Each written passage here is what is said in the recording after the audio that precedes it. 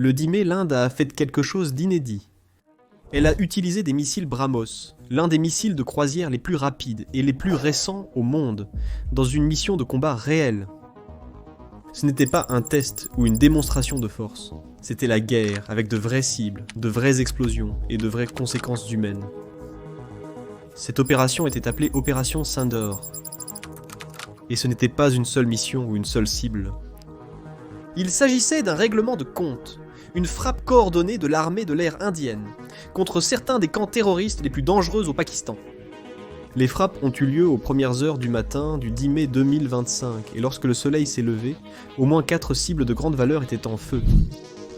Tout a commencé le 22 avril, lorsqu'une brutale attaque terroriste a frappé Pahalgam, dans la région indienne du Jammu et Cachemire.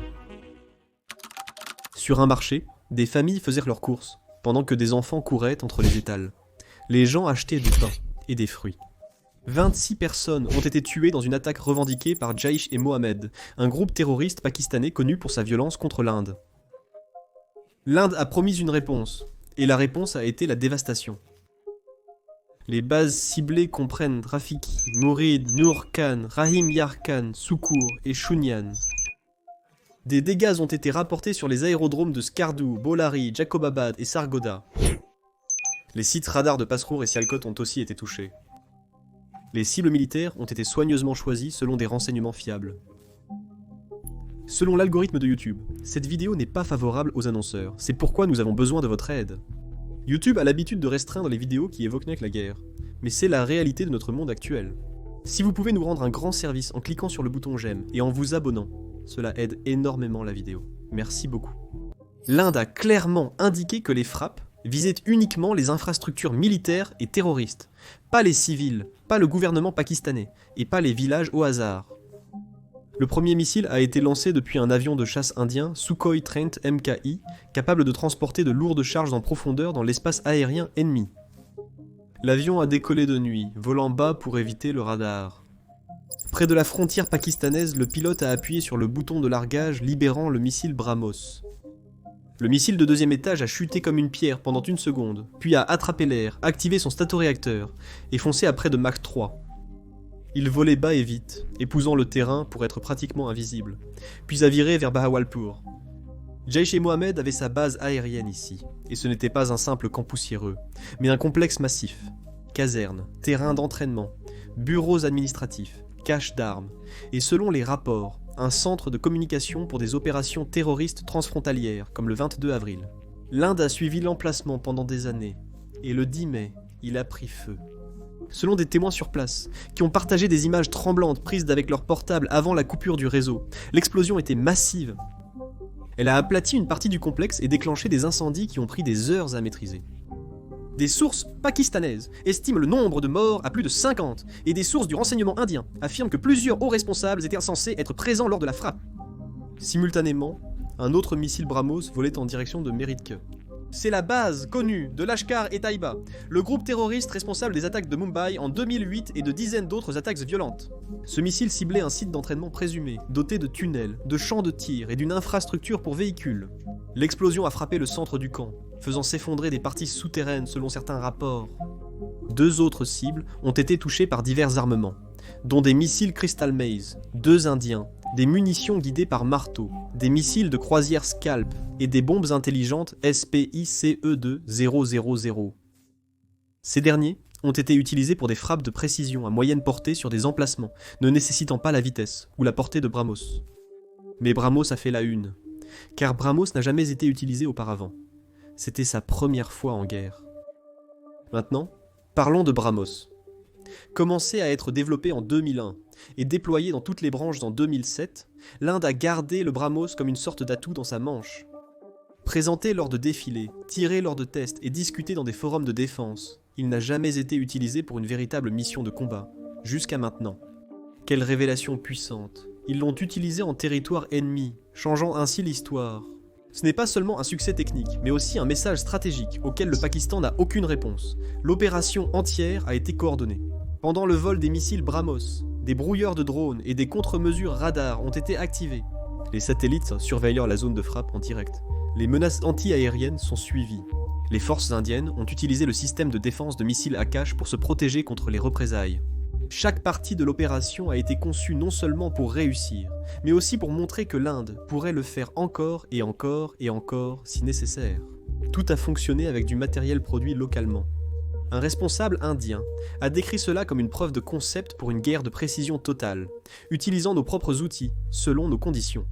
C'est crucial, car l'Inde a insisté sur l'autosuffisance et la défense, ce qu'elle nomme un Bharat autonome. Cela signifie construire, lancer et utiliser des armes fabriquées en Inde, sans emprunter de technologie ou acheter de pièces, sans dépendre ou attendre une autorisation. Et dans cette opération, le BrahMos n'était pas le seul système indigène à être en jeu. L'Inde a aussi employé des technologies anti-drones, brouilleurs de signal et ciblage infrarouge longue portée développés dans des laboratoires indiens. Prahalada Ramarao, développeur du système de défense de missiles Akash, a déclaré avoir pleuré en voyant son système protéger les gens. Pendant ce temps, à Lucknow, Rajnath Singh, ministre indien de la Défense, inaugurait la nouvelle usine de production de BrahMos, quelques jours avant la frappe. L'usine vise à accroître la production pour approvisionner l'armée indienne et des clients à l'export comme les Philippines, le Vietnam et potentiellement l'Indonésie. Le moment n'aurait pu être plus symbolique. Des missiles fabriqués en Inde, tirés avec succès au combat, et la frappe résonne dans le monde entier. Il a atteint sa cible, un geste politique peu subtil. Peu après la frappe, le Premier ministre Narendra Modi a fait une déclaration télévisée. Il n'a pas nommé le Pakistan, il n'avait pas besoin de le faire. Mais il a dit une chose haut et fort, que l'Inde ne sera plus retenue en otage par le chantage nucléaire. Pendant des décennies, le Pakistan a été protégé par son arsenal nucléaire. On affirme ouvertement qu'une attaque indienne majeure pourrait provoquer une riposte nucléaire. Mais l'Inde ne recule plus.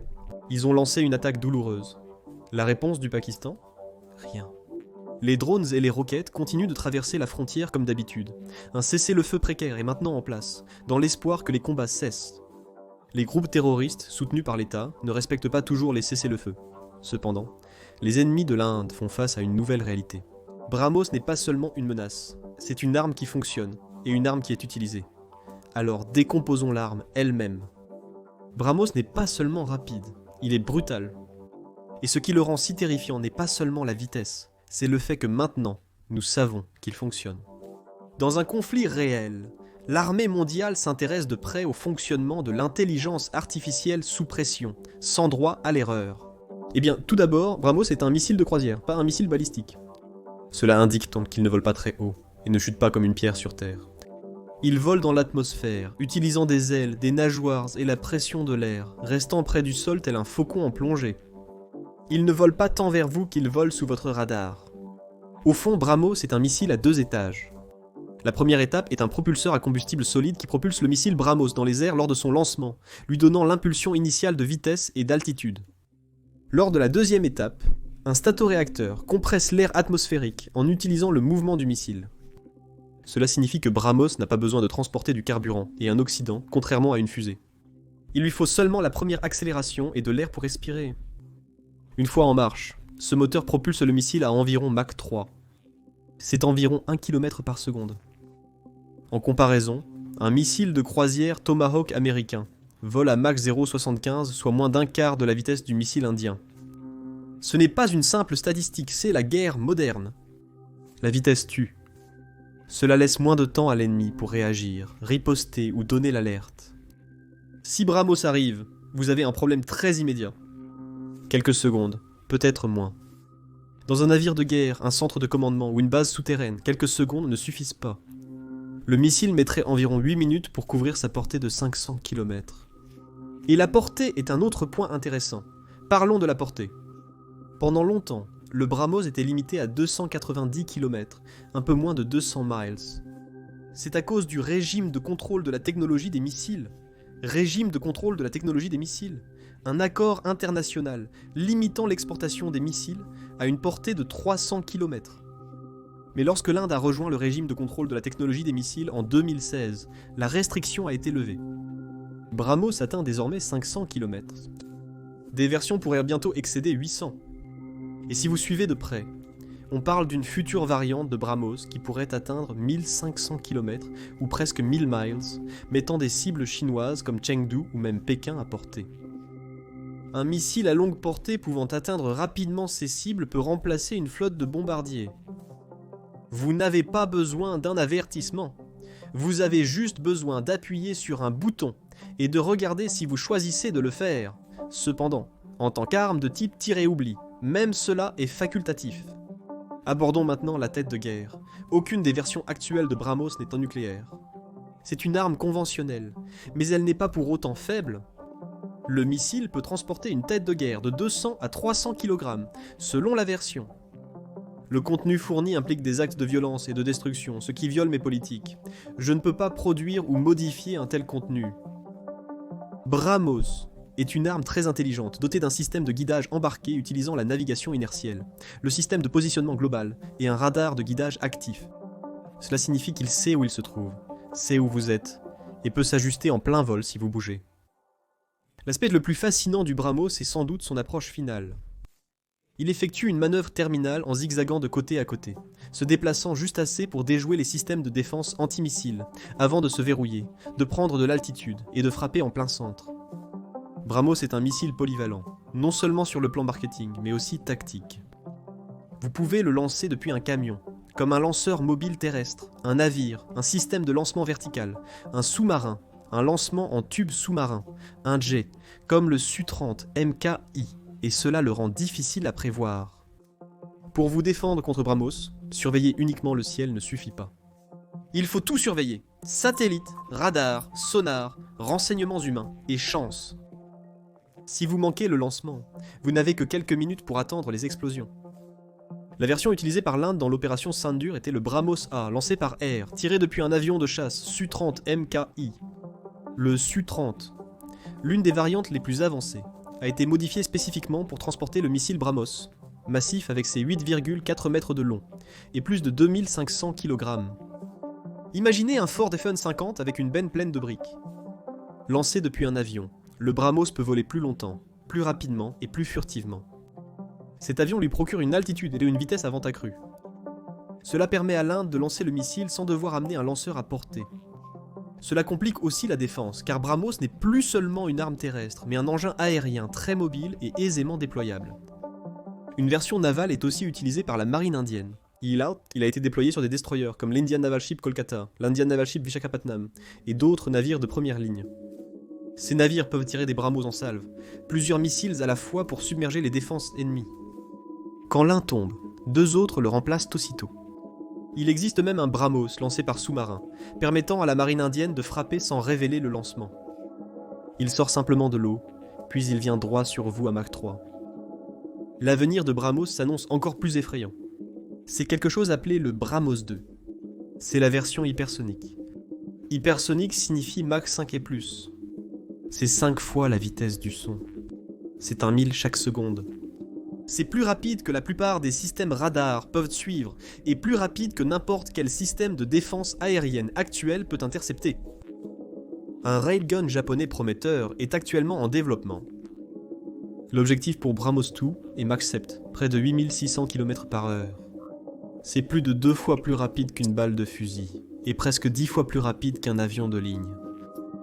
BrahMos 2 n'est pas encore là, il est toujours en cours de développement, mais le jour où il arrivera, il deviendra probablement l'arme opérationnelle la plus rapide du monde. Et l'Inde sera l'un des rares pays à l'avoir. Actuellement, seule la Russie, la Chine et peut-être les États-Unis ont des armes hypersoniques en test ou en usage limité. Mais aucun d'entre eux ne les exporte. Aucun d'entre eux n'est aussi proche du déploiement.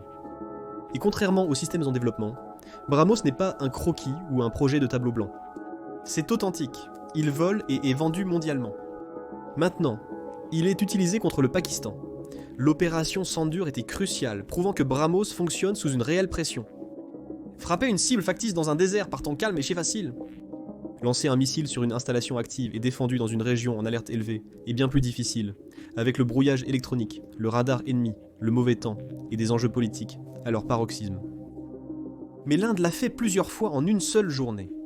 Et maintenant, c'est bien plus qu'un missile, c'est un argument de vente. Ceci est à la fois un avertissement et une réputation. Tout pays envisageant de l'acheter vient de le voir fonctionner parfaitement dans un système intégré de technologie indienne. Et tout ennemi pensant tester l'Inde vient de voir ce qui se passe lorsque vous allez trop loin. Historiquement, la posture militaire de l'Inde a été marquée par la prudence. Elle a attendu, elle a averti. Elle a encaissé les premiers coups et n'a contre-attaqué qu'en dernier recours. Quand elle a frappé, elle l'a fait discrètement, sans trop ébranler l'ordre mondial. Mais cette posture a clairement changé. Sous le Premier ministre Narendra Modi, l'Inde est devenue plus affirmée, visible et encline à prendre des risques. L'opération Sindoor a prouvé que l'approche n'est ni imprudente, ni timide. Quand Modi est arrivé au pouvoir en 2014, il a apporté avec lui le langage de la force nationaliste. Selon lui, l'Inde ne devrait plus s'excuser de se défendre. Elle ne doit plus redouter l'escalade lorsqu'elle est attaquée, et ne doit surtout pas laisser le terrorisme se dissimuler derrière des menaces nucléaires. C'était le message, après qu'un groupe terroriste basé au Pakistan ait tué 40 militaires indiens dans un attentat suicide à Pulwama en 2019. L'Inde a riposté par des frappes aériennes à Balakot, au Pakistan. À l'époque, c'était déjà un grand pas. C'était la première fois en décennies que l'Inde avait mené des frappes aériennes transfrontalières ouvertes sans essayer de minimiser leur action. Mais même alors, l'Inde n'a pas utilisé ses armes de premier ordre. Mais maintenant, ils l'ont fait. Avec l'opération Sindoor, l'Inde est allée plus loin que Balakot. L'Inde a utilisé BrahMos, son missile de croisière le plus rapide, pour frapper plusieurs sites. Elle l'a fait en coordination avec d'autres munitions haut de gamme. Et elle l'a fait sans même cligner des yeux, même sous l'ombre de l'arsenal nucléaire du Pakistan. C'était la doctrine politique et militaire de Modi en action. Le gouvernement Modi a clairement indiqué que si l'on frappe l'Inde avec la terreur, l'Inde ripostera avec précision. Elle n'attendra pas, ne demandera pas la permission et ne s'excusera pas. Ce message est bien reçu à la maison. La base de Modi, nationaliste et belliqueuse, fière de la montée en puissance de l'Inde, a vu la frappe non seulement comme une riposte, mais aussi comme une preuve du leadership régional, et que l'Inde n'a pas à jouer les seconds rôles, ayant ses propres missiles et le droit de les lancer contre les agresseurs. La géographie de l'Inde est complexe, partageant des frontières avec 2 rivaux nucléaires avec lesquels elle a été en guerre. Le Pakistan à l'ouest, soutenant des groupes terroristes, la Chine au nord avec des frontières disputées, une armée imposante et une influence régionale grandissante. Alors, comment un pays comme l'Inde se défend-il sans déclencher une guerre nucléaire ? C'est là qu'intervient la véritable doctrine. L'Inde maintient officiellement une politique nucléaire de non-première utilisation. Cela signifie qu'elle ne lancera jamais d'armes nucléaires en premier, mais ripostera en cas d'attaque nucléaire. L'Inde doit donc remporter des conflits conventionnels, sans dépendre de son arsenal nucléaire. L'espace d'opération étant restreint, l'Inde a mis en place la stratégie Cold Start.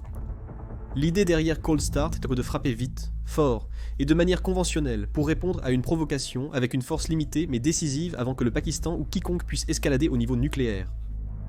Cold Start a permis à l'Inde de se mobiliser en quelques heures, au lieu de semaines, comme auparavant, pour lancer des frappes aériennes, traverser la frontière, détruire des cibles militaires ou terroristes spécifiques, puis s'arrêter avant que la situation ne dégénère en guerre totale.